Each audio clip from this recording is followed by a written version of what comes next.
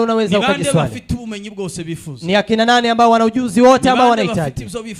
Ni akina nani ambao wana yote ambao wanahitaji? Jibu linasema hakuna mtu hata mmoja ambaye ana yote ambayo anahitaji kwa maisha yake. Ninde ushaka kumenya? Ni nani anahitaji kujua? Abantu benshi bumva ko ibo akazi kabo. Una watu wengi ambao wanasikia kazi yao ibo akazi kabo gusa nabavu wazazi wa kiroho bazoza bakugira inama, bao wanakushauri, bazoza bakwigisha, watakao kufunza, bazoza bakubwira mu kikintu niki, watakao kuambia kitu hiki ni kizuri, kikintu niki, kitu hiki ni kibaya. Wone wa muntu wa kabiri ukomeye cyane. Huyo ndiye mtu wa pili ambaye ni mkuu kwa maisha ya kiroho. Muntu wa gatatu, mtu wa tatu biravuga ni umwarimu w'ishuri. Inasema ni mwalimu wa shule. Mwalimu w'ishuri wa shule aza gukizamwe ibikoma byo mu rugo. Yeye atatoa udi wa nyumbani.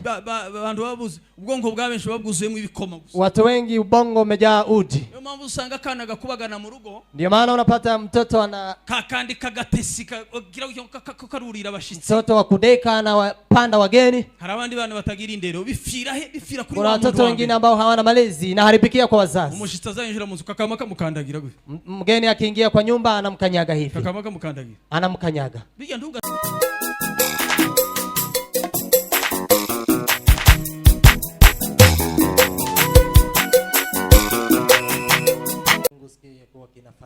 teri kuguru umve nimba kirimo gukora neza. Rusha mguu ujue ya kuwa inafanya vizuri. Urambura ukuboko umve nimba kirimo gukora neza. Nyosha mkono ujue ya kuwa inafanya vizuri. Urambure n'amaso urebe neza. Hata macho fungua uweze kuangalia vizuri. Hari abantu baza baryama ari bazima na watu ambao wanalala wakiwa salama ariko bicura bugaca hari ingingo zimwe zitakiriho, lakini wakiamuka wanaamuka kama viungo vimoja havifanyi. Niyo mpamvu rero ibyo gushima ni byinshi. Ndio maana ya kushukuru ni mengi.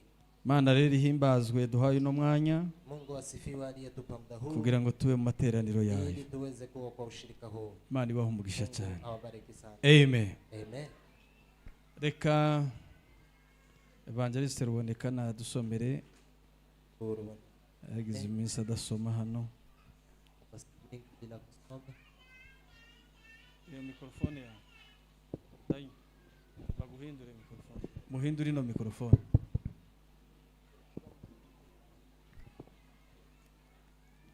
Amen. Uyu munsi ndasaba ituze please. Siku ya leo naomba utulivu tafadhali. Uyu munsi icyo naringiye kuvuga si ituze. Kila nyine bihise bihura. Nilichotaka kusema si utulivu. Ituze ryo ni igihe cyose gusa ndasaba ituze abantu batuze. Naomba watu waweze kutulia. Kandi nimukaza musokera icyarimwe nk'abangahe mushobora gukanga abantu hangaha mu.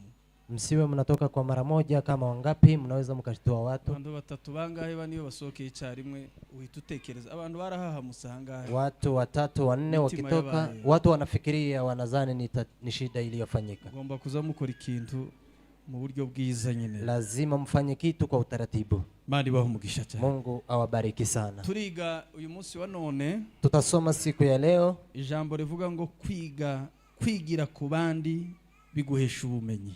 Neno ambalo linasema kujifunza kutokana na wengine huleta ujuzi. Kwigira ku bandi bantu, kujifunza kutokana na watu wengine, niho ubumenyi ushaka bubonekera. Hapo ndipo ujuzi unaoutafuta utapatikana. Nukuvuga ko nimba hari ikintu wumva ukeneye mu bwenge n'ubumenyi, kama kuna kitu ambacho unahitaji kwa akili pia na ujuzi, nimba hari icyo utaramenya ariko wifuza kumenya, kama kuna kile ambacho unataka kujua lakini hujakijua, yo magambo tuza kuganira. Hayo ndiyo maneno tutakuja kuzungumza. Biravuga ngo kwigira ku bandi, kujifunza kutokana na wengine, biguhesha kumenya, kugira ubumenyi, inakufanya uweze kupata ujuzi. Abandi bantu, watu wengine, abuzi na butazi, unaowajua na wale ambao huwajui, abo muri kumwe na abo mutari kumwe, wale ambao mko pamoja na wale hamuko pamoja, abo hari ibyo bigiraho, hao kuna kile ambacho utasoma juu yao, kugira ubumenyi bw'ibyo utazi na kuweza kuwa na ujuzi wa yale ambao huyafahamu. Hello?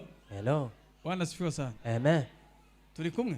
Tuko pamoja. Kwigira ku bandi bantu, kujifunza kutokana na watu wengine, ni ishuri. Nukuvuga ko abo mubanye, abo muturanye, wale ambao mnakaa na wao, ambao mnaishi na wao. Utuye mu ishuri utazi, unakaa kwa shule ambalo hulijui, ko nagira ngo bashe kumenya akamaro ko kubana n'abandi, lakini nataka uweze kujua manufaa ya wengine. Kubera ko abo muri kumwe, Hawa ambao mko na wao. N'abandi ushobora gushakisha. Na wengine ambao unaweza ukawatafuta. Ushobora kubigiraho ubumenyi bukomeye cyane. Unaweza ukajifunza ujuzi wa ajabu kabisa. Turi kumwe? Tuko pamoja. Muri tayari? Mko tayari? Muzamuri ibiganza ndebe ko. Nyosha mikono tujue kama tuko pamoja. Bashaganya ibiganza. Muweze kunyosha mikono. Imani ibahe umugisha. Mungu awabariki zaidi. Kandi dutegere ijambo. Na tuendelee kulifuatilia neno. Soma ahantu hatatu. Soma mahali patatu. Umwe abakurebera handi kugira ngo bazo bahita baguhinduranya vuba vuba. Abakolosayi, waraka wa Paulo kwa Wakolosai, ibice 3 n'umurongo wa 16. 3 mstari wa 16. Aho niho hambere usoma Abakolosayi ibice 3 n'umurongo wa 16. Wakolosai 3:16. Hanyuma rongera some Timoteyo wa 2 ibice 4 n'umurongo wa 2. Atakuja kusoma waraka wa Paulo kwa Timoteyo wa 2 4:12. Timoteyo wa 2 ibice 4 n'umurongo wa 2. Waraka wa Paulo kwa Timoteyo wa 2 4:12. Turarangiriza mu gitabo c'imigani. Takuja kutamatisha katika kitabu cha Methali. Ibice 27 n'umurongo wa 17. Sura ni 27. 17. Ngaho dusomere. Atusomee. Amen. Bandika mwandike. Watakao andika andikeni. Nabumva baza bafata cyane bumva. Na wale ambao wanashika kwa haraka mshike. Soma. Abakolosayi ibice 3 umurongo wa 16. Yego. Kolosai 3:16. Ijambo rya Kristo ribe muri mwe rigwiriye. Ijambo rya Kristo ribe muzamutegere sentence by sentence.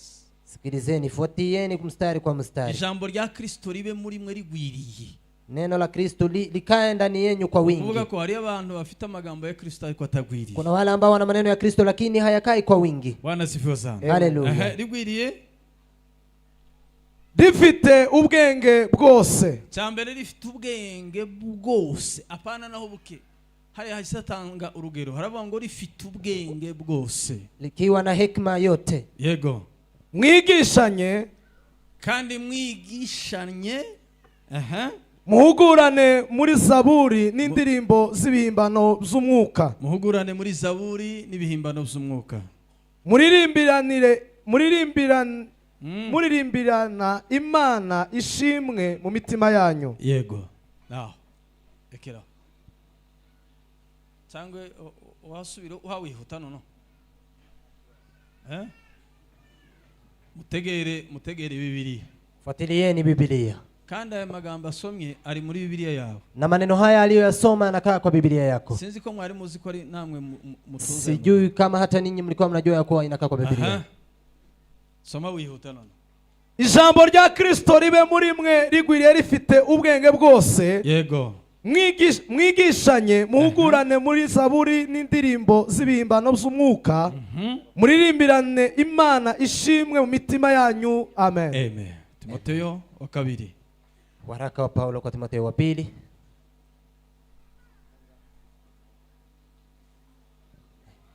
Kane no ku murongo wa 2. Ine mstari wa Timoteyo wa 2 ibice 4 murongo wa 2. Ubwirize abantu ijambo ry'Imana. Ubwirize abantu ijambo ry'Imana. Ugire umwete mu gihe gikwiriye no mu gihe kidakwiriye. Kandi mugire umwete igihe gikwiriye n'igihe kidakwiriye. Uhane. Uteshe. Uhugure ufite kwihangana kose. Kandi nawe uhugura wewe muvuga butumwa please. Naho ngaho ushaka imigani. Babandi bavuga butumwa baza batombokera abantu wale wahubiri wanaowakemea watu. Bamwe baza babwira abantu ko barafurunduriye amaso. Wale ambao wanawaambia watu wanaokodolea macho. Turukuntu babande. Tuona vile wananiangalia. Mundu wamurihiye tikiye kugera hano. Hakuna yule amemlipia nauli ya kufika hapa. Butumwa bamwe muza mwakirukagira none mwakiriye kanjo mwikanisa. Kuna wahubiri wamoja mkiwapokea mnadhani mmepokea kanjo kanisani. Karibu umuntu uhagaze imbere yanyu n'ukunda habatombokera. Unaangalia mtu aliyekaa mbele yenu na vile anawakemea. Guhagarara hano ntibivuze ko ari ufite ubwenge bwinshi kuruta mwe mwicaye. Kusimama hapa haimaanishi ya kuwa mimi ndiyo na hekima kubwa kuliko ninyi. Amahirwe gusa nagize uyu munsi wa none mpagara imbere yanyu. Ni bahati niliyokuwa nayo nikasimama mbele zenyu. Ejo nawe uzahagarara imbere yanyu. Na hata wewe kesho utasimama mbele yangu. Taho bihuriye no kuba ndi umuhanga kubaruta. Hiyo haiambatani na kuwa mimi ni mtaalamu kuwaliko. Gusa nibihe bihinduka nkisanga hano ku gatuti. Ni nyakati ambazo zinabadilika na kujipata hapa madhabahuni. Kandi hano mpagaze. na pahali niliposimama nirwo rugero rukomeye cyane ngo umuntu azabasha kumenya ubwenge bw'umuntu urugero rurimo. Hii ndiyo mtu anapima kimu ya hekima ya mtu vile inakaa. Munyabwenge yaravuze, mwenye hekima akasema, aravuga ngo nushaka kumenya umuntu, akasema ukitaka kumfahamu mtu, ndabona uko mwicaye mwese, so unaona vile mmekaa nyote, hao umenye uko muteye, hakuna yule anaweza kujua vile mnakaa. hao umenye umuntu uzurakara vana umuntu, kuna yule ambaye anajua yule anakasirika haraka na yule akasiriki, hao umenye umuntu uzi kuvuga neza no kuvuga nabi, kuna yule anaweza kujua anayejua kusema vizuri na yule ananena vibaya. Nushaka kumenya umuntu, lakini ukitaka kumjua mtu, nguzo muhereze speech nao bankavuga mpe speech naye aweze kuongea minuti 5, dakika 5, uhitumenya wa muntu uko ameze, unajua mtu huyo akoje, ukamenya nguyu, unajua mtu huyu umushira muri no class, naweza kumweka kwa klasi hii. no kwigisha, komeze kuri gatatu havuga neza no hihore, havuga neza cyane ngaho hasome, kuko igihe kizaza batazihanganira inyigisho nzima. Mpamvu rero twigisha tugahana tugatesha tugakora ibintu byose igihe kizaza nyuma y'ubutumwa tubabwiriza.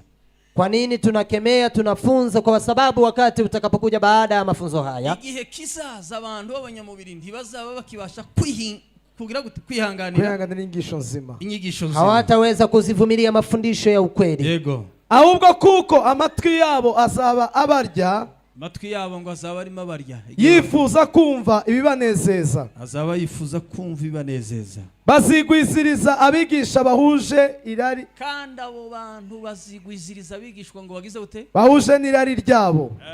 Ngabo rero niyo mpamvu usanga amatorero amwe yayandi muzi nayo mutazi muzari searching.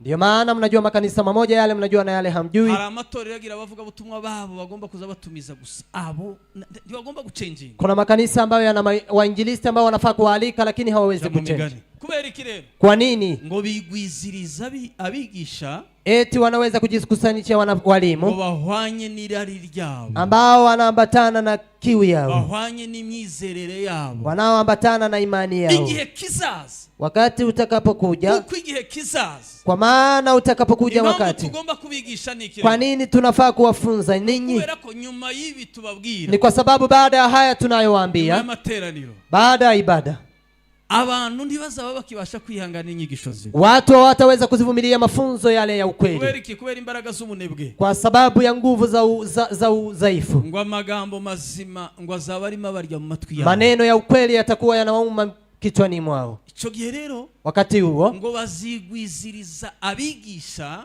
wataweza kujiletea walimu barya ngo bahwanye n'imyemerere n'irari ryabo, wale ambao wanaambatana na kuelewa kwao. Migani ariho turangiriza.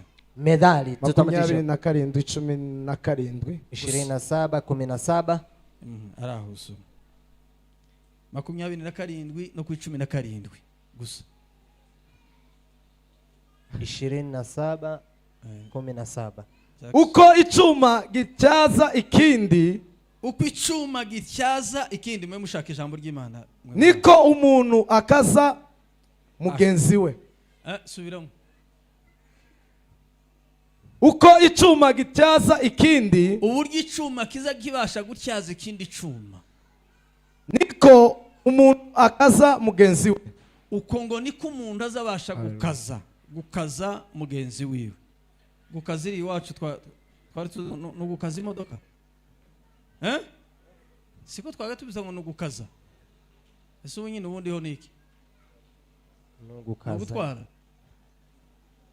Uko icuma gityaza ikindi cuma, vile chuma hunoa chuma kingine, uko ngo niko umuntu akaza mugenzi we, ndivyo mtu unowavyo uso wa rafiki yake. Ese umuntu akaza mugenzi we gute? Mtu humnoa ndugu yake kivipi? Ese ukaza mugenzi we iwe akazwa nande? Atakaye mnoa nduguye yeye atanolewa na nani? Bafite ibihe bitandukanye, kuna nyakati ambazo ni mbali tofauti zo kuja muri izo mekanike zo gukazanya, ya kuenda kwa hizo mekanike za kuweza kunoana. Mundu washa gukaza undi, anayejua kumnoa mwingine, waje kwiga, ni yule aliyeanza kufunzwa akamenya ibyo agomba gukora na kujua yale ambayo anafaa kufanya. Jambo ry'Imana rivuga gute? Neno la Mungu linasemaje?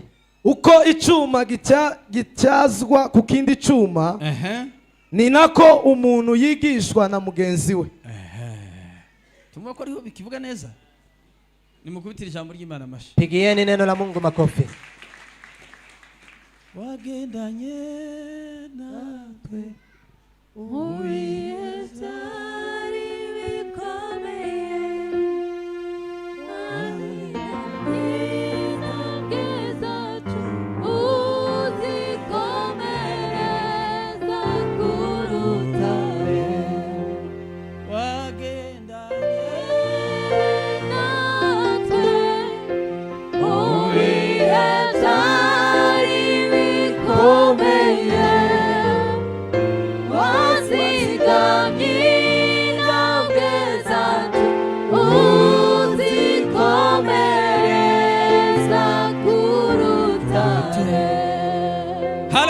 Hallelujah. Mama mugumanizo mikrofone.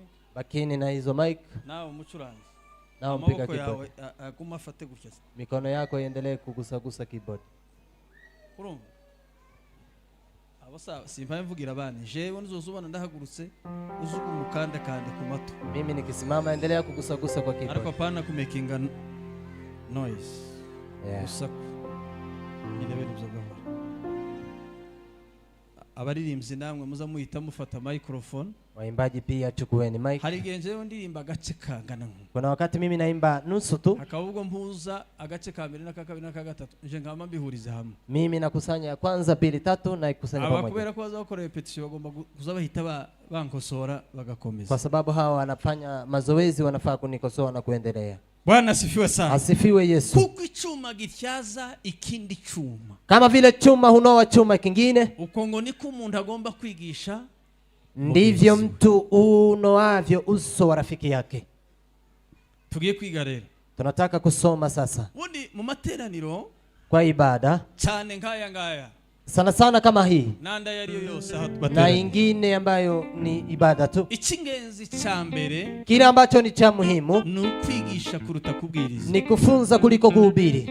Kubwiriza no kwigisha biratandukanye. Kuhubiri na kufunza ni tofauti. Ariko byose bishaka gusa. Lakini yote inakaribiana. Ariko nabyo mugomba kumenya itandukanye. Lakini lazima mjue tofauti ya haya. Kwigisha niki? Kufunza ni nini? Kubwiriza niki? Kuhubiri pia ni nini? Jambo kubwiriza buke nabibwiye bano babyeyi twari. Neno kuhubiri nimewambia mama tuliokuwa nao. Nibagiwe Imana ihereza umugisha bano bakecho. Mungu awabariki sana wa mama hao. Mwakubitira amashi cyane. Shangilia sana kwa makofi. Ababyeyi bose twabanye masengesho. Mama wote ambao tumekuwa nao kwa ibada. Ayo mashini make kandi mutaraje. Hiyo makofi ni chache na hamjakuja kwa maombi. Abamuzamu wabona gutya bicaye mukagiraga ngo barorosha bari. Mnaona wakikaa hivi mnadhani ni wepesi. Hari wavuze ngo nubona ngo iki cyatundagiye harya? Kuna yule amesema nini? Ngo ndukagigira gute? Sinzi umugani bazabaca. Mushobora kubona bari hariya bicaye kuriya mukagiraga ngo ntibashoboye. Mnaona wakikaa hivyo mnadhani hawawezi. Abangaba n'abakozi b'Imana. Hawa ni watumishi wa Mungu. Ababyeyi bangana gutya baraza abandi kumbago. Hawa mama wengine walikuwa wanakuja kabisa kwa bagenda bacumbagira baza. Walikuwa wanakuja polepole wakija hapa. Ariko mama batoya ko bararya gusa bakisubira. Ariho mwazabuzuka nijoro bicuye ngo bakaja kurya. Kuna mmoja ambao anaamuka usiku na kwenda kukula. Ngo yumvishe yakaragati. Eti amesikia akiwa amekauka kabisa. Yakaragati ukaja kurya umusima. Unaenda kula ugali. Mani hezo umugisha bano babyeyi. Mungu awabariki wazazi. Bwana asifiwe sana. Asifiwe. Amen. Amen. Kuko icyuma gityaza ikindi cyuma. Kama vile chuma hunoa chuma kingine, ukongo niko umuntu agomba kwigisha mugenzi we. Hivyo ndivyo mtu humnoa na kumfunza ndugu yake. Kwigisha no kubwiriza biratandukanye. Nilikuwa nimewaambia kuhubiri na kufunza ni tofauti. Ariko zose ni the same, ni class. Lakini yote ni moja tu. Ariko ni hariyo class 1 na class 2. Lakini kuna somo la kwanza na somo la pili. Ariko zose ni bifitijana. Lakini yote ina mtindo mmoja. Kubwiriza kuhubiri bisobanura iki? Inamaanisha nini? Bikorwa ryari? Inafanyika nini? Kufunza bikorwa ryari? Inafanywa nini? Kubwiriza kuhubiri biravuga ngo iyo umuntu abwiriza, mtu akihubiri, the meaning yo kubwiriza, maana ya kuhubiri, biravuga ngo umuntu abwiriza ubutumwa bwiza, mtu anahubiri habari njema abantu batarigera bamenya Yesu Kristo, kwa wale ambao hawajamjua Yesu Kristo. Ukaja kubwiriza umuntu utazi Yesu, unaenda kumhubiri mtu ambaye hajui Yesu, umuntu utarakizwa, ambaye hajaokoka, ukamubwiriza, unamhubiri, ukamubwiriza Yesu, unamhubiri Yesu, ukamubwira Yesu ari we, unamwambia Yesu ni nani. hanyuma izo nkuru akazumva, alafu habari hizo atazielewa na atakuwa sasa anasikia umuhimu, atasikia umuhimu wa habari njema. Mtu akihubiri abari mavuga ubutumwa bwiza, yeye anatoa injili njema. noneho bwa butumwa bwiza uri mu buvuga rero, hiyo injili njema ukinena ukora ku mutima w'umuntu utazi ubutumwa, itamgusa mtu ambaye hajamjua Yesu. Ico gihe wa muntu agakizwa, wakati huyo mtu huyo anaokoka. Akiokoka, ico nico bita kubwiriza. Hiyo ndiyo wanaita kuhubiri. Sana sana tunachanganya hapa kwa ibada.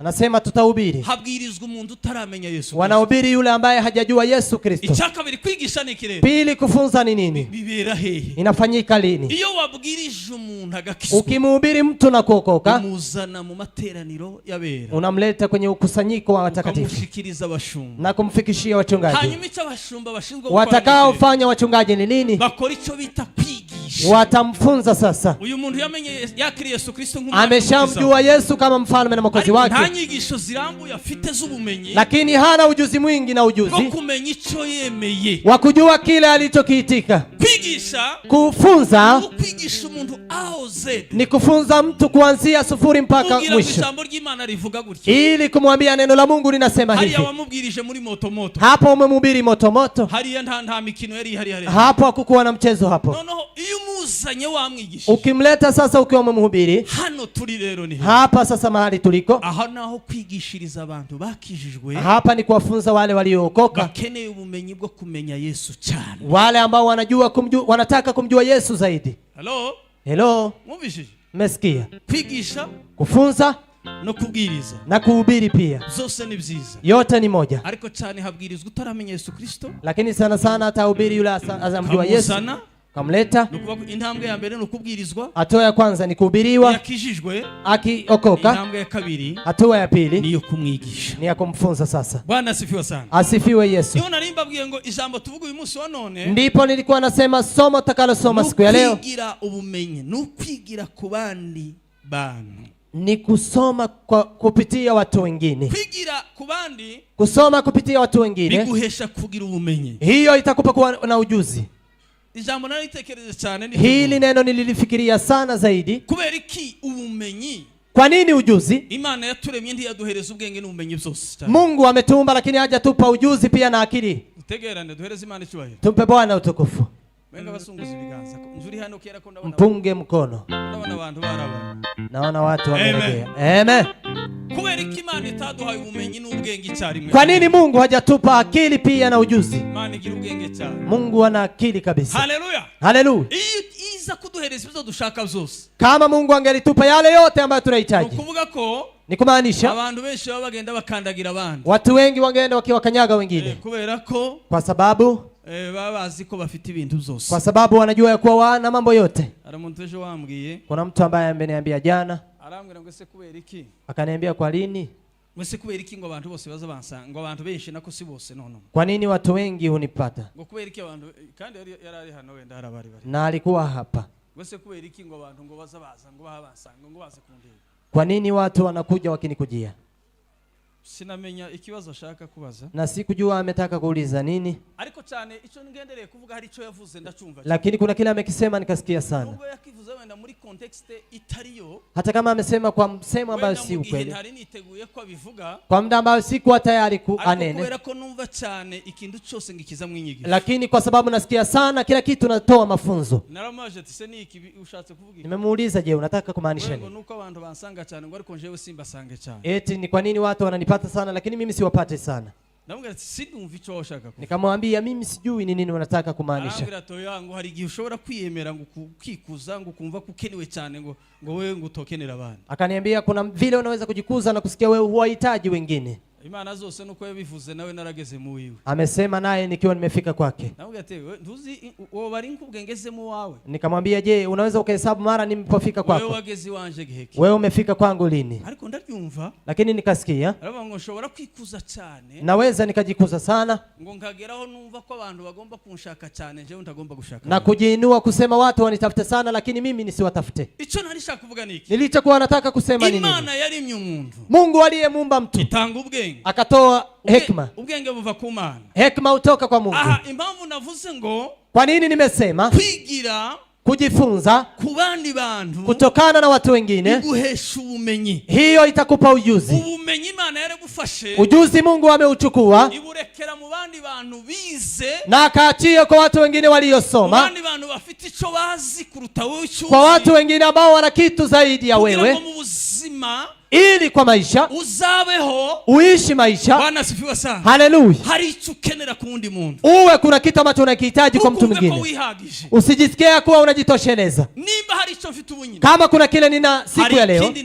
Kuna kile ambacho sina. Icyo ndafite. Hicho ambacho sina. Imana yagihaye abandi. Mungu amekiweka kwa watu wengine. Abandi nibo bafite ubumenyi bwabo. Hawa ndio wana ujuzi wa hiyo. Iteka ryose umuntu. Kila mara mtu ngugomba guhora muri needs. Unafaa kukaa kwa ukosefu. Yes.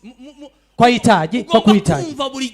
Unafaa kusikia kila wakati. Hari ikintu ubuze muri wewe. Eti una ukosefu ndani yako. Kumva ko hari ikintu ubuze muri wewe. Kujihisi ya kuwa una ukosefu ndani yako. Hari ibyo nza kuvuga hano. Kuna yale ambayo tutakuja kuzungumza hapa. Biguhesha. Hiyo itakupa guhorana inzara n'inyota zo gushaka kumenya icyo udafite. Kuwa na kiu na njaa ya kuendelea kujua kile ambacho huna.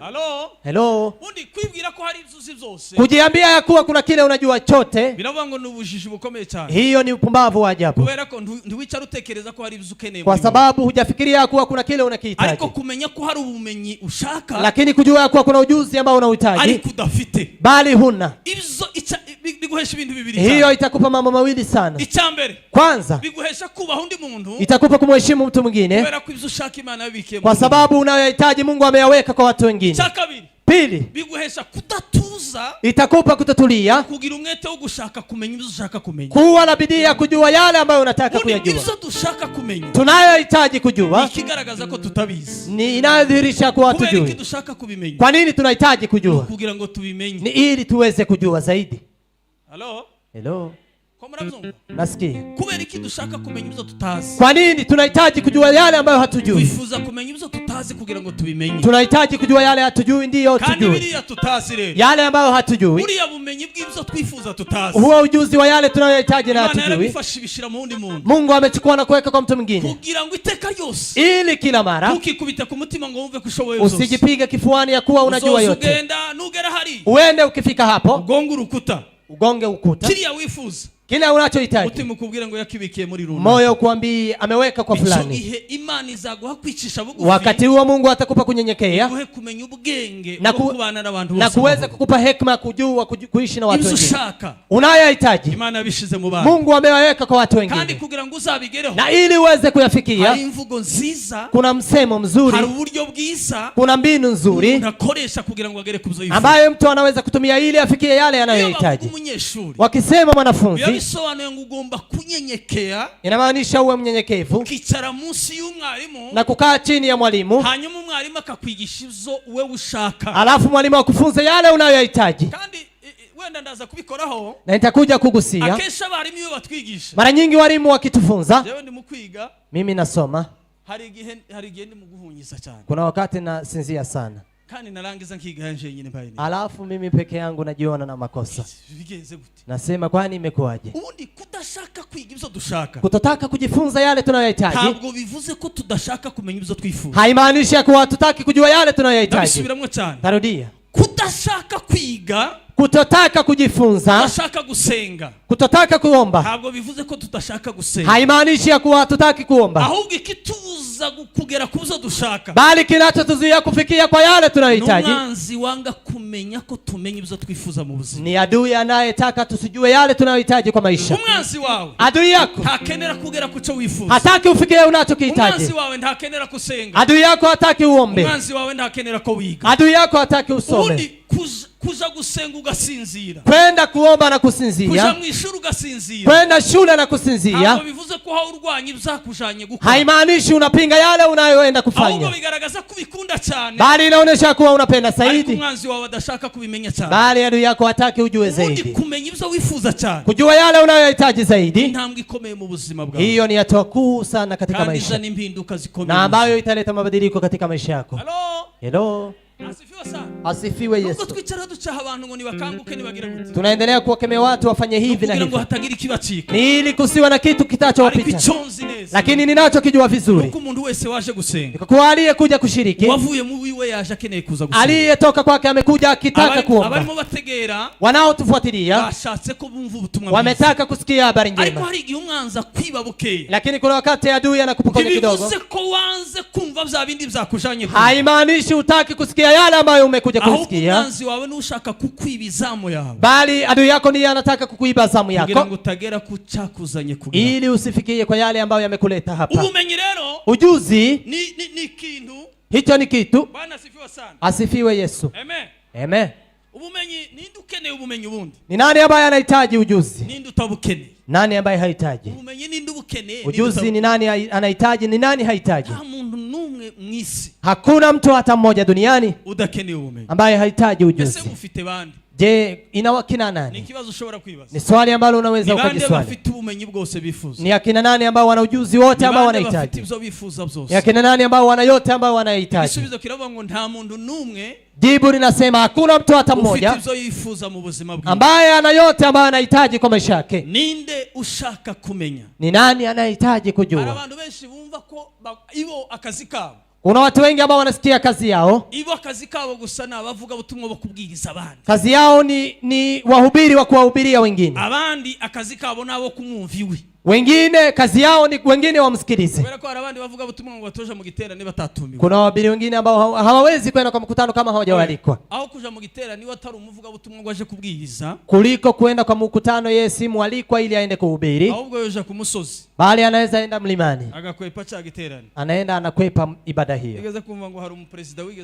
Nimewahi kusikia kuna rais ambaye aliwahi kusema, amesema aravango nguyo ndiyo hatari president, yeye eti hawezi kuishi bila kuwa rais, ngo kubera kubuzi imyaka yiwe myinshi yayiba yari president, kwa sababu miaka yake mingi ameishi kuwa rais. Ngo ndamenye uko ashobora kwifata ngo mugihe atakiri president, hajui jinsi ya kujichukulia kama yeye si rais. Arabavuga butumwa benshi bazabibesha cyane. Kuna wahubiri wengi ambao wanajidanganya zaidi, ariko Imana yo mwijuri bagiriye neza, lakini Mungu wa mbingu aendelee kuwarehemu, icampa kugira ngo bazumve rino shamba, na ingelilipa ili waweze kusikia neno hili. Ninde ukeneye ubumenyi? Ni nani anahitaji ujuzi? Ninde ukeneye kwigishwa? Ni nani anahitaji kufunzwa? Biravuga ngo umuntu wese utuyisi, inasema kila mtu aishi ulimwenguni, yeyote ni mwanafunzi na anahitaji ujuzi. Hello. Umuntu wese uri mwisi, yeyote ambaye anakaa duniani, tukumve ngo kubera ko umuvuga butumwa ngo abantu baguharaye cyane kugushira ku mafisha, usijisikia kwa wewe ni mhubiri ya kwa watu wanakuweka kwenye eti wewe ni mwimbaji yule ambaye ni mashuhuri, abandi ngo nabacuranzi bakomeye cyane, eti wengine ni wapiga kinanda wale maajabu, ngo ndiyo rohaje mu giterane kiri mu muhana, eti haezi kwenda kwa mkutano ambao iko kijijini, nda hacurangira wenda batateranye, na pahali ambao wanashiriki au hawajashiriki, oye ngo ndiyo genda ngo atari kuri afisha, eti haezi kwenda kama hajaweka kwenye ayo na mapepo yamaze guhambira abantu. Hayo ni mapepo ambayo yamewafunga watu. Ngo nkubwire ubumenyi bukeneye umuntu wari wose. Nataka nikuambie ujuzi unahitaji kila mmoja, vile ulivyo. Nimbura umuvuga butumwa, kama wewe ni mwinjilisti, hari ibindi ubuze muri wewe, kuna mengine ambao unakosa ndani yako, kwicara na ukigishwa, unafaa kukaa na wewe ufunzwe. Bwana asifiwe sana. Haleluya. Amen. Amen. Nta muntu numwe udakeneye kwiga, hakuna mtu hata mmoja ambaye hahitaji kusoma. Chuma gityazi kindi chuma, kama vile chuma hunoa chuma kingine, ni kumuntu ndivyo mtu agomba kwigisha mugenzi, anafaa kumfunza nduguye. Amen. Amen. Mundu wese ushaka kubona impinduka mu buzima, yeyote ambaye anataka kuona mabadiliko kwa maisha yake, agomba kuba afite abantu batatu mu buzima, anafaa kuwa na watu watatu kwa maisha yake. Nimbukeneye impinduka mu buzima bwawe, kama unahitaji mabadiliko kwa maisha. Hello. Tuzamuri Imana icyubahiro, nyosha utukufu kwa Mungu. Wagendanye natwe ubihetari bikomeye, wasigamye intambwe zacu uzikomereza ku rutare.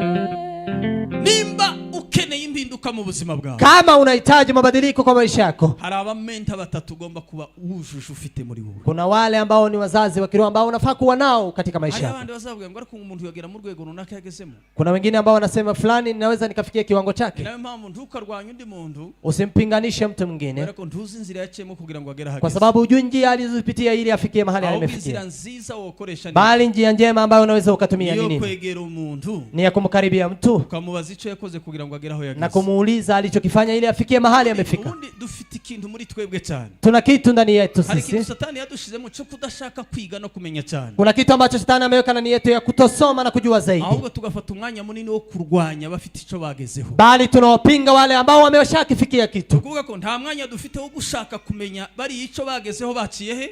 Hatuna muda wa kujua wale wamefikia pale wakipitia wapi, kugira ngo natwe bidufashe guca muri iriya nzira, kugira ngo natwe tuzagere kubikomeye, ili nasi tusaidie kupitia kwa njia hiyo, ili nasi tufikie makuu. Ahubwo hari nushobora kukubaza ibyo wakoze kugira ngo abone uburyo kurwanya cyane, bali kuna yule anaweza akakuuliza uliyofanya ili aweze kukupiganisha zaidi. Nimba ushaka kumenya cyane, kama unahitaji kujua zaidi, uzegera umuntu umubaze byagenze gute, mkaribia mtu na kumuuliza, je, imekuwaje?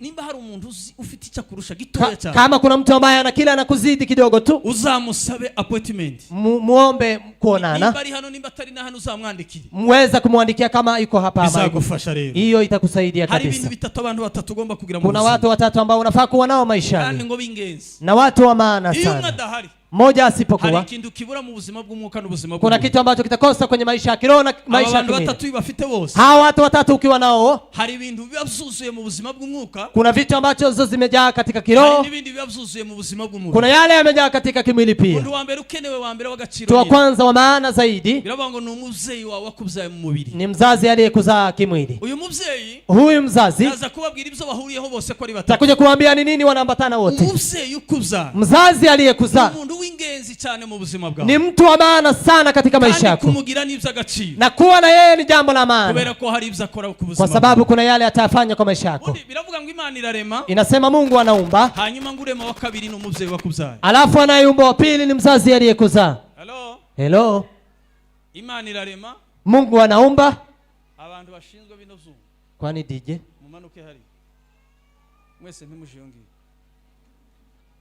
Imana izirema, Mungu anaumba, igahitamo ababyeyi bazakubyara, na kuwachagua wazazi watakao kuzaa, ikagushira mu nda y'ababyeyi bawe, na kukuweka katika tumbo ya wazazi wako, yarangiza alafu ukavuka, unazaliwa. iyo uvutse, ukizaliwa, ngo abandi bantu basa bari mu bwa kabiri wa muntu warimwe n'Imana, watu wengine ambao wanaumba wa pili na ababyeyi b'umuntu, ni wazazi wa mtu. kubera iki rero? Kwa nini? Izobo ukwigisha byose, yale ambao wanaweza wakakufunza yote, zokugiraho ingaruka mu buzima bwawe bwose, yanaweza akawa na madhara kwa maisha yako yote. wogira umugisha, unaweza ukapata baraka, wogira n'umufumo, unaweza hata ukawa na laana, biva ku babyeyi, ikitokana na wazazi. Mtu mtu wa pili ni nani? Mtu wa kabiri, inasema mtu wa pili komeye mu buzima bwawe, ambaye ni mtu mashuhuri kwa maisha yako, ni mzazi wa kiroho, menta. Ugomba kugira umuntu, unafaa kuwa na mtu wagize igishushanyo mbonera kuri wewe, ambaye umeweza kumweka hapo kama kielelezo. Useme Mungu, nahitaji kuwa kama fulani, ndifuza kumenya imbaraga wakoresheje kugira ngo yonkicho akomere kuri, nahitaji kujua nguvu ulizozitumia ili yonkicho afikie kwa haya, ndifuza, nahitaji na tamani. Ufite igishushanyo imbere yawe, ukiwa na status mbele yako, uwo muntu, inasema mtu huyo yaba ariho cyangwa atari, akiweko ama asiweko, ariko ugomba kubaho mu bapfuye gusa, bali usiwe kwa wale ambao wamekufa tu, wale ambao wapo wamefanya kitu, uzofashwe n'ibyiza bakoze bagihari, weza kubarikiwa na mema waliofanya wakiwa, lakini kwa wakati wewe pia upo, ugomba gushakisha ababyeyi bo mu mwuka, unafaa kuwatafuta wazazi wa kiroho, bazoza bakugira inama, bao wanakushauri, bazoza bakwigisha, watakao kufunza, bazoza bakubwira ngo ikintu ni kibi, watakao kuambia kitu hiki ni kizuri, ikintu ni kibi, kitu hiki ni kibaya. Wewe ni umuntu wa kabiri ukomeye cyane, huyo ndiye mtu wa pili ambaye ni mkuu kwa maisha ya kiroho. Umuntu wa gatatu, mtu wa tatu, biravuga ngo ni umwarimu w'ishuri, inasema ni mwalimu wa shule, mwalimu w'ishuri wa shule, aza gukizamwe ibikoma byo mu rugo, yeye atatoa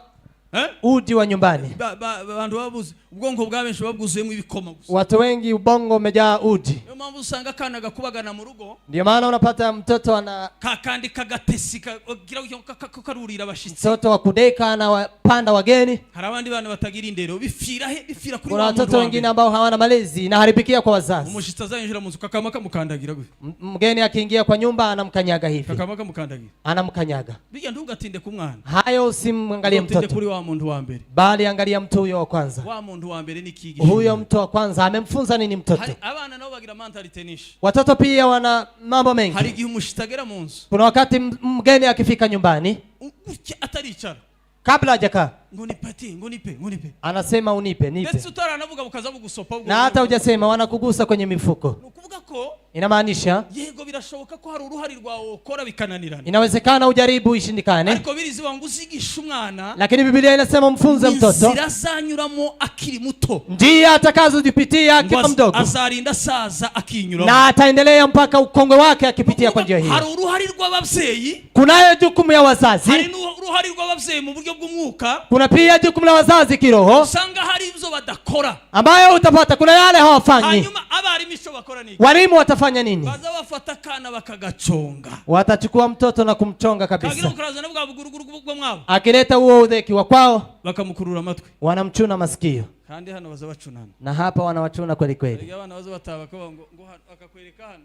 Watoto wakija wanakuonyesha hapa. Ugasanga nyine nikaho hari irange ridasana hano. Unapata kuna rangi ambayo si fanani na mahali pengine. Aruwambwiye muri aba banje batoya. Kuna ile ameniambia kwa hawa wangu. Samu umunsi umwe yarambwiye ngo wamemuchuna sana. Samu amesema nimechunwa kabisa. Hey, wamekuchuna? Wamekuchuna.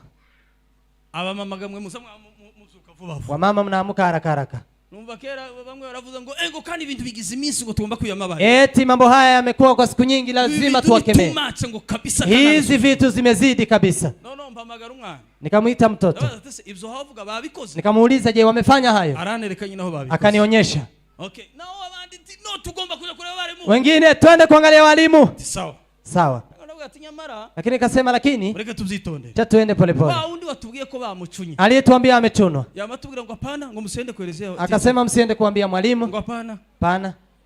Ngo nituje kumubwira. Tuenda kumwambia. Nimba aramuchunye rimwe. Kama mchuna mara moja. Azomuchuna gatatu. Atamchuna mara 3. Niko bizabimera rero. Hivyo ndivyo ukwenda.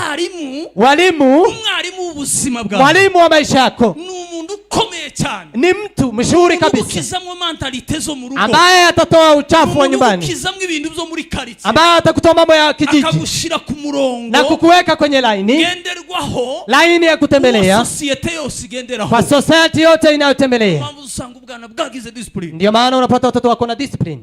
N'umuntu wese yaba mukuru. Na mtu yeyote akiwa mkuu. Nushaka kugira discipline no kugera ku bintu bikomeye. Ukitaka kuwa na discipline kufika mambo makuu. Ja mu ishuri. Nenda shuleni.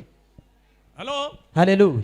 Mnazumvaneza? Mnasikia vizuri. Umwarimu nubwa gucuna. Hata kama mwalimu anakuchuna. Bivuze ko kwanga. Haimaanishi anakuchukia. Arashaka ko uba interested cyane nibyo ashaka. Bali anataka uweze kujukumika kwa yale anayekufunza. Kuna wakati hata mwalimu anachapa mtoto. Ariko umuvyeyi utazi agaciro k'umurezi. Lakini mzazi ambaye hajui maana ya mlezi. Azagira ngo wa mwarimu yangu umwana we. Anadhani mwalimu anamchukia mtoto wake. Ahubwo abashaka kugira ngo mukosore neza. Bali anataka amkosoe akae vizuri. Harundi wambwiye. Kuna mwingine aliyeniambia abataragiraga abana hari ibintu byinshi mutazi. Wale ambao hawana watoto hamjui mambo mengi. Ngo bamukijije inyuma. Eti wamemtoa nyuma. Ngo bamushira imbere. Wakamweka mbele. Ngo kandi ngo ari mukuja gusoma. Abana bacu bafite tutabitondeye. Watoto wetu tusipoenda pole pole. Wateranya n'abarimu muri ruka. Anaweza akawakosanisha na walimu kabisa. Ngo ari mu gusoma ukibango caramwegere ngo ntagisome neza. Eti amekaribia ubao hawezi kusoma vizuri. Ngo amasari mu kumujya ngo kandi yamabikorera kubigiririza. Eti macho anamuuma amefanya tu kwa kufanya. Kubera ko mbazi. Kwa sababu ninawajua. Sishobora kwihutira iby'abana. Siwezi kwenda haraka kwa watoto wangu. None muri class yose ni wewe gusaba hisa bakiziri abakuzana imbere. Nikawauliza je, wewe ndio ameleta mbele kwa watoto wote wa class? Ngo niwe bama bazana bamushirana. Eti ndiye ameletwa mpaka mbele. Ndavuga ati wewe uko mbazi. Nikawaambia wewe vile na kujua. None urashaka iki ntukamukasega reka atanga ibitekerezo. Unataka nini? Wacha atoe mawazo. Arambwira ngo ugomba kumuhamagara ngo cyangwa ukagenda ukamubwira ngo akamusubiza. Akaniambia mpigie ama umuendee umwambie anirudishe nyuma. Ati buke kubera ko naje ndumuvye iko nkuzi buke. Nikamwambia hata kama mimi ni mzazi vile na kujua vidogo. Uyu mwarimu sanza ari umuhanga. Huyu mwalimu ni mtaalamu kabisa. Mwalimu yarakumenye. Huyu mwalimu amekufahamu vizuri. Iyo inyuma ntuza wumva ibyo ahayigisha. Ukiwa nyuma usikii yale anayoyafunza vizuri. Wewe unapiga kelele. Yakuzanye imbere. Amekuleta mbele. Agutandukanya nabo muza mwicarana. Amekuachanisha na wale mnakaa pamoja. Ili akukalishe mbele ili akufuatilie. Kugira ngo bashe kwiga. Ili uweze kufunzwa. Iyo turimo twigisha rero hano mu rusengero. Tukifunzwa hapa kanisani. Ntabwo tuba tuvuga umuntu runaka. Hatumsemi mtu fulani. Kana abo bantu nanone nibo tuba tubwira baba bahari. Na hawa watu tunawaambia wako. Ntabwo tuba dukeneye kugira ngo tubatombokere no. Hatutaki kuwakemea la. Ahubwo tuba dukeneye kugira ngo bumve cyane kandi bamenye cyane. Bali tunahitaji wajue zaidi na wafahamu kabisa. Bwana asifiwe sana. Asifiwe Yesu. Hello. Turi kumwe? Aba bavyeyi rero ko ari batatu bakora iki? Hawa wazazi watatu wanafanya nini? Hari byinshi bahuriyeho. Kuna mengi ambayo wanaambatana. Chambere mbivuga ni ihuta rero. Kwanza tukisema haraka. Inshingano zabo bose ni zihi. Jukumu za hawa watatu. Chambere inshingano ya mbere. Kwanza jukumu la kwanza. Biravuga ngo nukwigisha. Ni kufunza abana. Watoto. Cyangwa se abakristo. Ama wakristo. Imyitwarire myiza ku bintu byose. Mwenendo mzuri kwa kila kitu. Pastor. Igisha abakristo imyitwarire myiza. Wafunze wakristo mwenendo mzuri. Mwalimu igisha abanyeshuri imyitwarire myiza. Wafunze watoto umuvyeyi mwenendo mzuri. Mzazi igisha abana wabyaye imyitwarire myiza. Funza watoto uliowazaa mwenendo mzuri. Icyakabiri bahuriyeho niki? Pili ambayo wanaambatana. Biravuga ngo nuguhugura. Ni kuelimisha. Guhugura. Kuelimisha abantu mu buryo bwiza. Watu kwa namna nzuri. Guhugura nukugendera inama umuntu. Kuelimisha ni kuweza kumshauri mtu. Unamwambia hiki unafanya vizuri zaidi. Unaimba vizuri kabisa. Lakini kuna kitu unaweka inaharibu kila kitu. Unahubiri vizuri. Lakini ili ufanye vizuri fanya hivi. Umuvyeyi, umushumba, umwarimu barahugura. Mchungaji, mzazi, mwalimu wanaelimisha. Ya tatu biravuga ngo nugucaha. Ni kuweza kukemea. Gucaha no gutesha. Kukemea pia sose ni bimwe. Yote ni moja. Gucaha, kukemea ngo ni mugihe, ni kwa wakati hari ukoze ikintu, ni kwa maana mtu amefanya kitu kitajanye wenda nivyo murimo, ambacho akiambatani na yale ambayo mumo ndani. Mundu ashobora wenda kuvuga ikintu, mtu anaweza akasema kitu ikintu si kibi, si kibaya, ariko yakivuze mu gihe hari ibindi byo kuvugwa muri cya gihe kivuze, lakini amekisema kwa wakati kuna mengine angelisemwa kwa wakati huo. Wenda iri jambo yo rivuga mu gitaramo, neno hilo angelisema kwa kesha, cyangwa rivugira ku musozi ama mlimani, ariko kulivugira hano, lakini kulisema hapa impamvu ribaye ribiniki, sababu imekuwa mbaya ni nini? Nuko rikoreshejwe mu gihe kitari cyane, ni kwa sababu imetumiwa kwa wakati si wake. Gucaha no gutesha, kukaripia pia na kuweza kukemea, kushira wa undi wachashe ku murongo, ni kuweza kumweka yule ambaye amekemea kwa mstari, ili ajue yale atakayoyafanya, ajue atakayoyasema, ili kila kitu kiende kwa nafasi yake. Ntukavangu ibintu, usiweze kuchanganya vitu. Zarebe hari abantu bamwe zamapfa kwidumbukiza kamavuga ijambo. Kuna watu ambao wanajidumbukiza na kusema neno. Huyu muntu, wanajiuliza, je, mtu huyu ibivuze bivuye haya uliyosema ametoka wapi? Nukuvuga ko dufite abantu rero baba Kristo, tuna watu ambao ni wa Kristo, bakeneye gucahwa, ambao wanataka kukemewa, bakeneye guteshwa, ambao wanataka kukaripia. Ariko rero ubikora gute? Lakini haya utafanya kivipi? Yule ambaye anafanya agomba kubikora mu buryo bwo kubihanganira, anafaa kufanya kwa uvumilivu kandi yuzuye urukundo rwinshi, na akiwa amejaa upendo mwingi. Kandi nawe ucahwa rero, nawe ambao unakemewa, ugucaha ntabakwanga, anayekukemea hakuchukii, abagutegurira ejo heza hawe, bali anakutakia mema ya kesho yajayo. Cyakane bahuriraho niki? Ya ine watana. Bwana sana. Haleluya. Birabongo no kwigisha abantu ukuri kose, ni kuwafunza watu ukweli wote. Iyo wigisha umwana n'umukristo n'ibindi byose ukuri kose, ukifunza mwana na mkristo ukweli wote, ukabagira inama nziza zibubaka, na kuwashauri kwa shauri nzuri zinazowajenga, birabongo nanone ubategurira future yabo ejo hazaza. Inasema unawatayarishia kesho yao itakayokuwa nzuri. Ya tano wanayoambatana ni nini? Birabongo nuguhana, ni kuweza kuadhibu, ukoresha inzira zose, unatumia njia zote zo gushaka kugoragoza, za kujaribu kusisitiza, gushaka kwitonda, kubembeleza na kwenda pole pole. Ariko iyo bidaciye nk'uko ubyifuza, lakini ukiona haiendi kama unavyohitaji, mwanzuro wa nyuma, hatua ya mwisho no guhana, ni kuweza kuadhibu.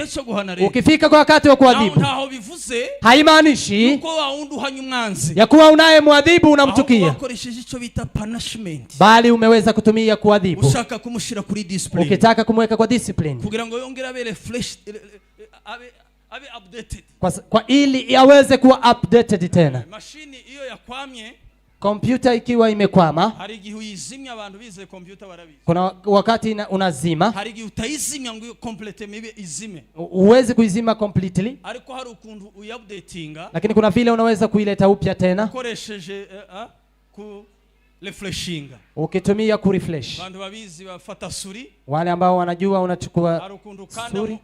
Ukandisha kana gatoki burya. Unagusa na mkono huu. Iyo ukirisa haza utundu tuba turi hara kuri machine. Ukifinya hapa kuna vitu zitakuja hapo kwa machine. Akakubwira ngo refreshinga machine. Inakwambia sasa urefresh machine. Urefreshinga machine kubera urefresh machine ni nini? Swat.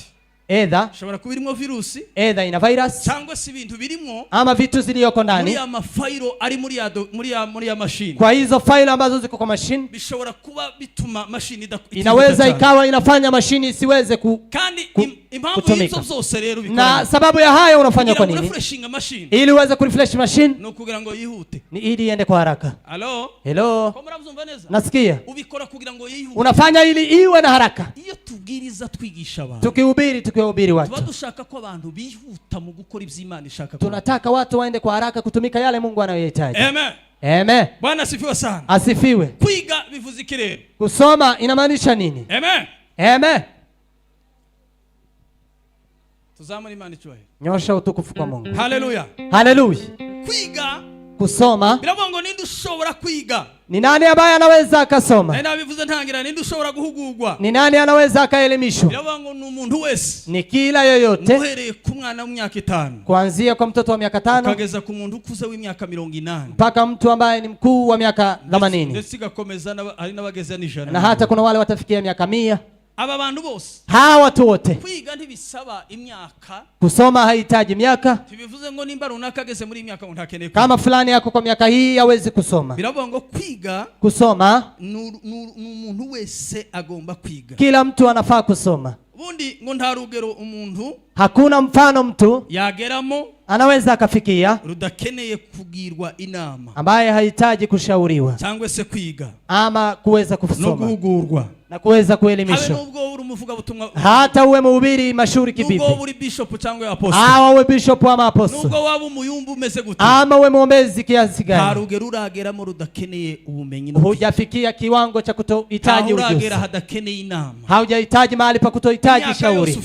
Kwa miaka yote ambayo unayo, uracakeneye inama no guhugurwa, unahitaji shauri na kuweza kuelimishwa ili uweze kufikia kwa kiwango cha kujaa kabisa. Kuna yule mtaalamu aliyesema, akasema vitu viwili ambazo ni ajabu. Akasema kuna vitu viwili ambazo mtu anahitaji, na hizo mbili zinafaa kuwa karibu. Amen. Amen.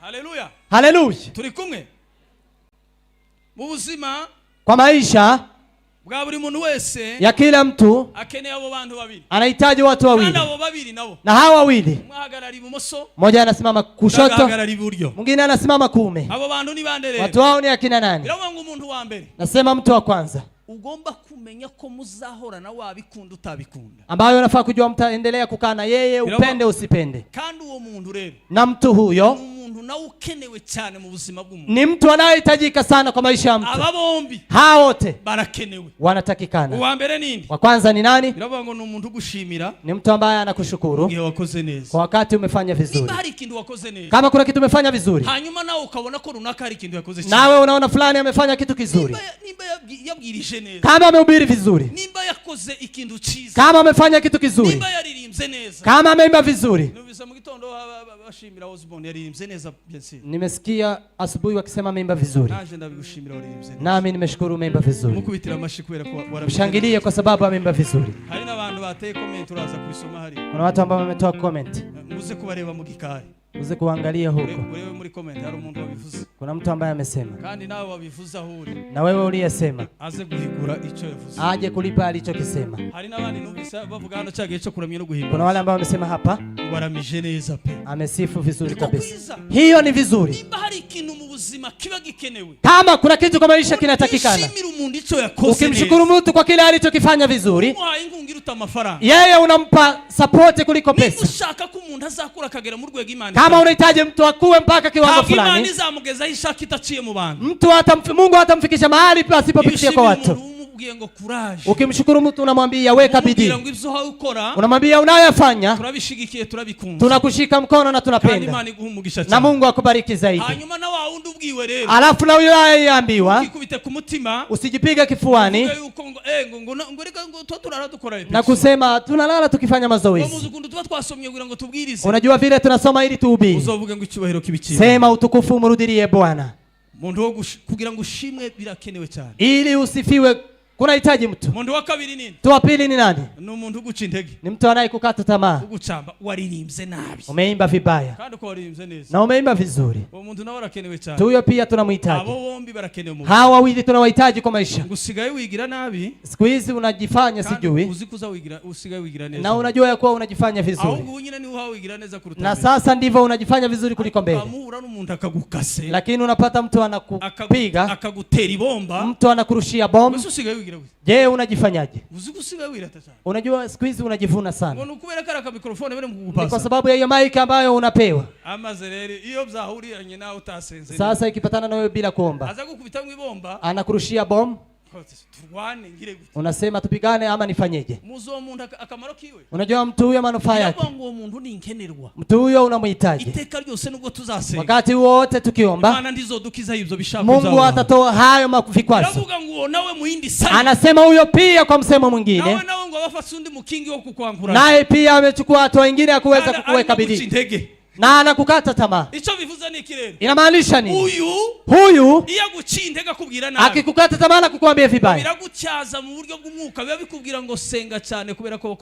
hiyo itakwambia, itakunoa ya kuwa omba sana, una maadui. Inakwambia hadhari sana, usijiachilie, usiende kama vile wengine wanaenda. Jihadhari, usinene kama wengine wananena. Hapa karibu na wewe kuna mtu ambaye ananifuatilia, hata usifanye makosa yeye anaangalia. Hawa watu wawili ni wa maana kwa maisha yako, atakaye kusifia na atakaye kukata tamaa. Atakaye kukata tamaa takufanya uombe sana. Na unajua kwa nini utaomba? Na utajua kwa nini utajikosoa. Utaacha kusema sana ili watu wasione umesema sana. Utaanza kuchukua hatua moyoni mwako. Utaanza kunyamaza. Naenda kuomba sana. Naenda kubadilika. Na hakuna kile amekwambia. Anakuambia una shida. Wewe ukamushiraho urutonde ABCD. Wewe unaweka A B na mambo mengine. Kandi vyabindi biragirira akamaro ndi. Na hayo itamfaidi nani? Biragira akamaro wewe. Itakufaidi wewe. Wewe warananiwe kubikora batarabikora. Ambayo ulikuwa umeshindwa kufanya kabla hujaambiwa. Hari umuntu ubibonye akabikora. Lakini kama kuna mtu ameona na kukuambia. Ya mashini yari yahanginze. Ni kama ile mashine ilikuwa imehang. Refreshment kugira ngo bayirefreshinga yo. Ambayo inataka kurudishwa upya ili iweze kutumika haraka. Abantu babiri ningenzi. Ndesu wingenzi cyane. Na ile wa maana sana. Wingenzi cyane. Wa maana zaidi no kurwanya cyane, ni anayekupiganisha sana. Yesu yabwiye abigishwa be, Yesu akawaambia wanafunzi wake, atingiye gusenga, akawaambia naenda kuomba hapa, lakini mubane maso naje, iweni macho na mimi. Kandi yaravuga ngo musenge mutagira gute, na wamewaambia ombeni msianguke kwenye mitego. Bwana asifiwe sana. Haleluya. Hari ibintu birindwi ngiye kuvuga nihuta. Kuna vitu 7 nitataka kusema kwa haraka, bisobanura akamaro ko kwiga, ambayo inamaanisha maana ya kusoma. Tuli kumwe, tuko pamoja. Komba mbona abantu basa nk'aba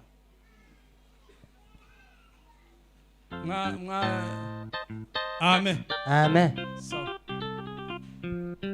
bintu birindwi, vitu 7 bisobanura akamaro ko kwiga, inamaanisha maana ya kusoma. Iminota isigaye ndabivugamwe ibintu 12. Hizi dakika nitasema vitu 14. Ndavuga ibintu birindwi, nitasema vitu 7. Nditoya twiga se, si tunasoma ibintu birindwi, vitu 7 bivuga akamaro ko kwiga, inamaanisha maana ya kusoma. Hanyuma ndababwira ibindi birindwi, nitawaambia vitu zingine 7 zingenzi ugomba kumenya mu buzima bwawe, ya maana unafaa kujua kwa maisha yako. Ubusobanuro burebure, hakuna maana mengi. Ubusobanuro ibintu birindwi bikugira akamaro ko kwiga nibi. Icyambere, kwanza biravuga ngo ni uburezi, malezi, ngo ntibugira igihe burangirira, haina wakati wa kuisha. Uburezi, malezi, kwiga, kusoma. Iyo tuvuga uburezi tuba turimo kwiga. Tukisema ulezi tunasema kusoma. Biravuga ngo kwiga, kusoma, ngo ni inzira y'ubuzima bw'umuntu bwose. Hiyo ni njia ya maisha ya kila mtu yeyote, idafite igihe izarangirira, bila kuisha.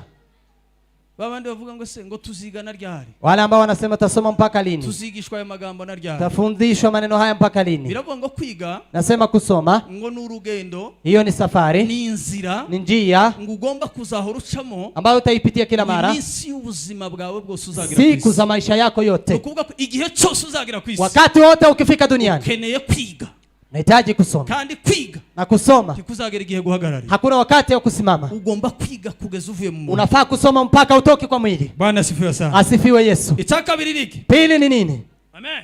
Amen. Biravuga ngo uburezi, malezi, ngo ni pasiporo y'ejo hawe hazaza. Hiyo ni passport ya kesho yako ijayo, kubera ko ngo hazaza hawe, kwa sababu kesho yako. Bwana asifiwe sana. Haleluya. Ngo hazaza hawe hejo hazaza, kesho yako ngo uzahagera, utafikia kubera ko ufite ubumenyi ariyo pasiporo, kwa sababu una ujuzi ndiyo passport. Amen. Haleluya. Uburezi, malezi, ariko kwiga na ndiyo kusoma. Biravuga ngo iyo umuntu yiga, mtu akisoma, uhawe uburenganzira, umepewa kibali, uhawe urupapuro rw'inzira, umepewa kibali ya njia, uhawe pasiporo, umepewa passport ikwemerera kuja mu bihugu zose wifuza, itakaye kukupa ruhusa ya kuingia kwenye nchi zote. Rero icyo bishaka kuvuga niki? Hiyo inamaanisha nini? Kwiga, kusoma ni inzira nziza, ni njia bora izibasha kujabutsa umuntu, itakaye mvusha mtu, ikamugeza n'ubuzima bw'ejo hazaza, na kumpeleka mpaka maisha ya kesho yajayo. Ushaka kugera mu gihugu utarageramo, kama unataka kufika kwa nchi ambayo hujafika, shakisha impapuro z'inzira, tafuta vibarua za njia. Hizo impapuro z'inzira niki? Na hizo vikaratasi vya njia uzaba ufite ubumenyi, ni kwa kuwa una ujuzi. Kandi ubwo bumenyi buzava he? Na wewe ujuzi utatoka wapi? Uzava mu byo wize, utatoka kwa yale uliyosoma. Ejo hawe hazaza, kesho yako uzahagezwa n'ibyo wize, utafikishwa na yale uliyosoma leo. Ubumenyi ukiza none hawe, ujuzi utakaotoa leo utakufikisha kwa yale ambayo unahitaji kwa kesho yako. Bwana asifiwe sana. Haleluya. Amen. Cyaga tatu, biravuga ngo buri gihe, kila mara ugomba guhora witeguye kwiga. Unafaa kuendelea kuwa tayari kusoma, ngo no mu gihe udakunda kwiga, na hata wakati upendi kusoma. Mu buzima, kwa maisha, ugomba guhora ukunda kwiga. Unafaa kuwa unapenda kusoma, no mu gihe udashaka kwiga, na hata kama utaki kusoma. Abana tubakubitira kuja ku ishuri, watoto tunawapiga ili waende shuleni, banze kuja ku ishuri, wakikataa kwenda shule. Kandi kwanga kuja ku ishuri uyu munsi, na kukataa kwenda shule siku ya leo, ko yanga kwiga, haimaanishi anachukia kusoma. Leo amekuwa na uvivu, ukamukubitira kuja kwiga, unampiga ili aende kusoma. Biravuga ngo buri gihe, inamaanisha kila mara ugomba guhora witeguye, unafaa kuwa tayari. Bwana asifiwe sana. Asifiwe Yesu. Guhora ushaka kwiga, kuendelea kujifunza. Kingine, ugomba kumenya nuko ibyo dushaka byose, kwa kuwa yale tunayohitaji yote atari byiza, si mema. Ibyo dushaka byose mu buzima, yale tunayohitaji kwa maisha, si byiza, kubera ko nudashaka kwiga si mazuri, kwa sababu ukisipotaka kusoma si mazuri. Kandi na tena nibyo udashaka gukora byose, na yale ambayo hutaki kufanya yote, bivuze ko ari bibi, haimaanishi ya kuwa ni mabaya. Kudashaka ubumenyi, kutotafuta ujuzi, ntaho bihuriye no kudakenera kumenya, na hiyo haimbatani na kutotaka kujua. Oya, la, kudashaka ubumenyi, kutotafuta ujuzi, bivuze kudashaka kumenya, haimaanishi ya kuwa utaki kujua. Bwana sifiwe sana. Amen. Ariko impamvu ugomba kubyihatira, lakini kwa nini unafaa kuweka bidii? Nuko ushaka ubumenyi, kwa sababu unahitaji ujuzi. Ariko uyu munsi wa none, lakini siku ya leo, hari igidashaka kubimenya, kuna kile ambacho kinakuzuia usijue. Ichakani 4. Bwana sifiwe sana. Amen. Yavuga ngo umuntu wese, mtu yoyote ahagarika Chakanga. Chakani 4. Chakani. Biravuga ngo umuntu wese, mtu yoyote wahagarika kwiga, anasimamisha kusoma. Umuntu wese uhagarika kwiga, yeyote ambaye anasimamisha kusoma, ngo barimo gusazisha ubwonko bwiwe, anaendelea kufanya ubongo wake uzeeke. Hello. Umuntu wese udashaka kwiga, yule ambaye hahitaji kusoma, umuntu wese udashaka kumenya, yule ambaye hataki kujua. Muziki ndabakoze, unajua kila alichokifanya, ngo barimo asazisha ubwonko bwiwe, anafanya ubongo wake uzeeke. Kandi ngo muntu, na mtu huyo, urugero rwiwe rwose uko rungana, kiwango chake chote, ngo utiga ngo umenye, usiposoma ujue, ngo ubwonko bwawe, ubongo wako, ngo buhinduka nk'ubw'abakecuru n'abasaza, unabadilika kuwa kama wakongwe na nyanya, ngo wanze kumenya, kwa sababu umekataa kujua. Ukenera kumenya, unahitaji kujua, gutyaza ubwonko, ni kuweza kunoa ubongo. Udakenera gutyaza ubwonko, kama hutaji kunoa ubongo, ushakisha ukuntu ubwonko bwawe busaza ngo agasaza n'agakecuru, hivyo unahitaji ubongo wake uwe kama vile wakongwe. Kwiga rero, ndio maana kusoma, kwa leo unaweza ukaona haina manufaa, lakini dunia ambayo tunaelekea na makanisa ambayo tunaelekea anahitaji waliosoma. Ndio maana mwandishi mahali wamesoma amesema, kwa maana wakati utakapokuja watu hawatapenda mafunzo yoyote, bali mafunzo ya ukweli yatawakula masikioni mwao, na watatafuta mafunzo yanayoambatana na tamaa zao. Kutotaka kujua yale unayotamani kujua. Wewe unataka ubongo wako uzeke. Ndio maana unapatana na watu wamoja, mtoto wa miaka 30, mbona ameshazeka? Mwingine amekuwa kama nyanya. Binti mdogo ambaye ni wa miaka 15, kwa sababu ubongo wake yeye ameweza kuweka kutojua yale ambayo anahitaji kuyajua, kwa sababu ubongo hauhitaji kujua alichokifanya ni nini. Usipotaka kujua yale unayohitaji, unapiganisha yale ambayo unahitaji kuyajua. Amekuwa mzee, eti amekuwa nyanya. Ubongo wako umeuroga, umezeeka kwa sababu hutaki kujua. Hakuna kingine ambacho kinakaa michani mwako. Unajua vile tulikuwa tunachunga ng'ombe, unajua nini la nini? Wewe unabaki kwa historia zilizopita. Piga tu ufike uwe updated. Tumefika kwa mambo mengine. Eti sisi kwa kanisa letu tulikuwa tunaimba tukiwa imara, lakini ya kwenda hivi na kufanya hivi, wakifanya hivi natoka kiroho, huku wana kiroho kabisa. Wewe una mroho. Tunafaa kujua, tunafaa kufunzwa na kujua, na pahali utajipata useme ya kuwa umefunzwa. Bwana sifiwe sana. Haleluya. Ya tano ugomba gutera imbere. Ya tano inasema unafaa kupiga hatua mbele, ugomba guteza imbere, unafaa kuendelea ishaka ryo kwiga cyane, kuweka bidii ya kusoma zaidi. Kama kuna vitu unafaa kuweka mbele yako, no kwiga ijambo ry'Imana, ni kusoma neno la Mungu, no kwiga ubundi ubumenyi, na kuweza kusoma ujuzi mwingine. 6. Bwana asifiwe sana. Asifiwe. Amen. Amen. Amen. Amen.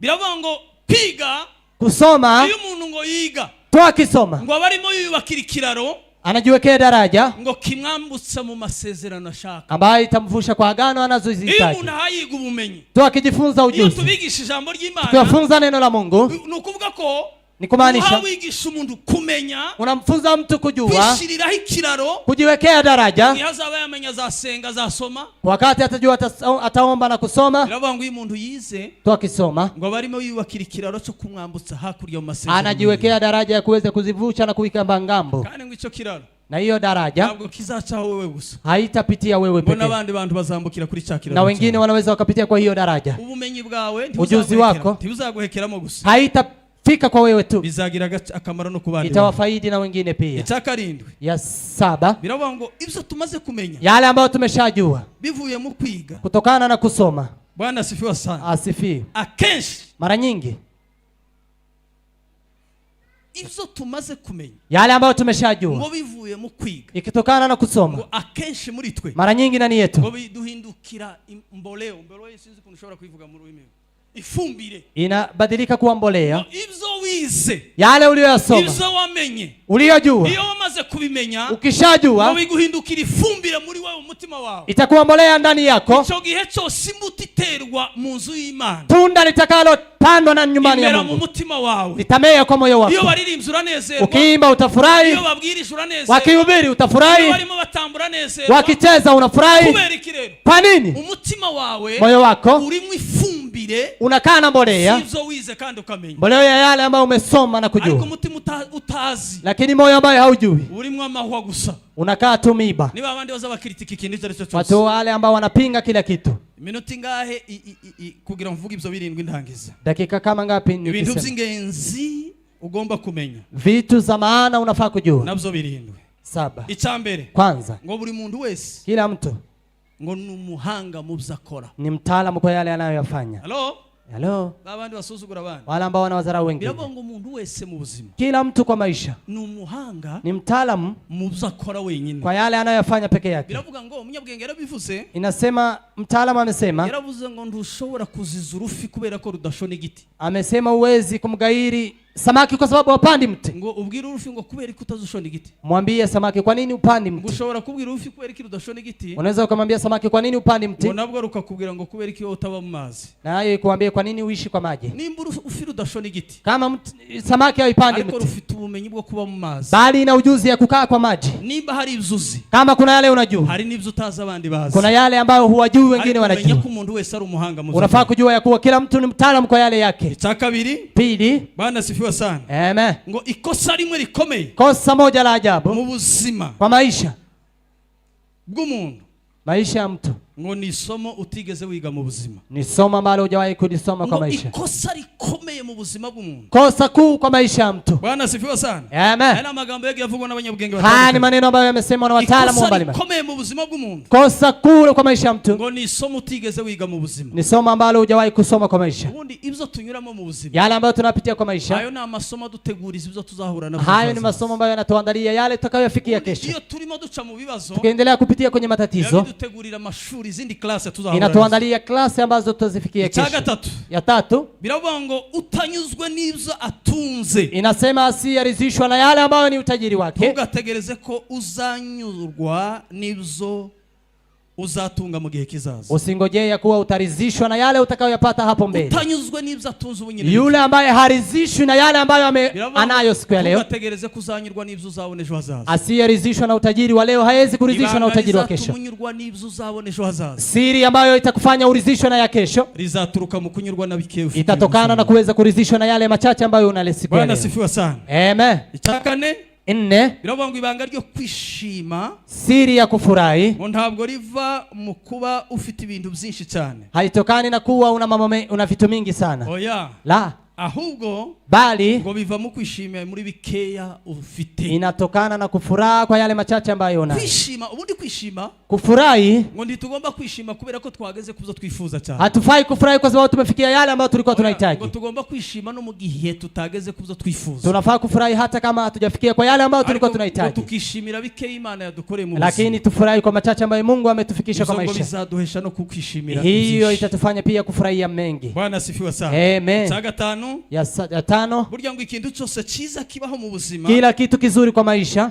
ngo ni ubumenyi. ni ujuzi. Ikintu cyose cyiza mu buzima bw'umuntu Kitu chochote kizuri kwa maisha kiruta ibindi bintu byose, kuliko kitu kingine chote biravuga ngo ni ubumenyi. ni ujuzi, Kandi ngo ikintu cyose kibi kibaho mu buzima bw'umuntu, na kitu kibaya kwa maisha ya mtu biravuga ngo ni ubujiji. ni upumbavu. Iyo utazi ibintu, Kama hujui mu vitu, bintu bibi bibaho ni ubujiji. vitu mbaya ni upumbavu. Ndangiza icya gatandatu, Ya sita, biravuga ngo uzahitemo ubumenyi inasema chagua ujuzi ngo kuruta ubutunzi, kuliko utajiri, kubera ko ngo ubutunzi kwa sababu utajiri buzageraho bushira, itafika mahali ishe, ariko ngo ubumenyi umuntu yibitsemo lakini utaalamu mtu anao, ushobora gukerana ariko ugasigarana ubumenyi. ujuzi unaweza ukabaki nao, Halo, utajiri unaisha. ko muranumva? Unasikia? Ushobora gutunga ubutunzi bugashira Unaweza kuwa na utajiri na kuisha, ariko ugasigarana ubumenyi wamenye. lakini unabaki na ujuzi Amafaranga uliokuwa. yoshira ariko ubumenyi ntibwoshira. Pesa inaweza ikaisha, lakini ujuzi hauishi. Cyanyuma ndangiriza biravuga ngo ubwenge nyabwo, Hekima ya ukweli, Bwana sifiwe sana, amen, ngo nubumenya ko ntacyo uzi. ni unaojua ya kuwa hukijui chochote. Ubwenge nyakuri,